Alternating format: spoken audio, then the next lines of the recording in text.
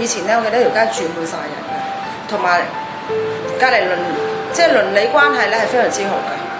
咁我喺度咧，你多咗幾個親戚㗎，即係住咗咁耐嘅話，即係好照顧你啊！即係喺我哋嗰年代嘅話，應該咁講。我好記得第一部電視機就係、我哋一個同埋姓，咁啱先同埋姓，但係唔係親戚嘅，住埋條街嘅話，佢即係換電視咁樣送俾我哋嘅。哦。咁鄰里關係非常之好咯。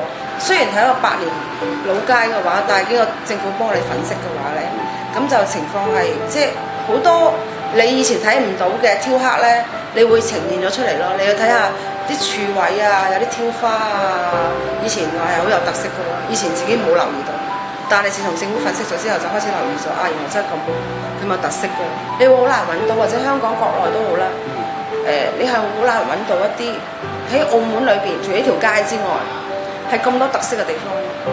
因為佢有兩種文化嘅，中西文化結合。如果你喺條街睇到嘅話，就係中式文化咯。咁你西方文化嘅話，譬如教堂啊嗰啲地方嘅話，就係即係比較西方文化咯。希望可以咧，即係澳門啊，唔係除咗島嘅話，其實好多特色嘅地方嘅。希望有機會咧，佢哋咧，即係再嚟澳門嘅話咧，即係會嚟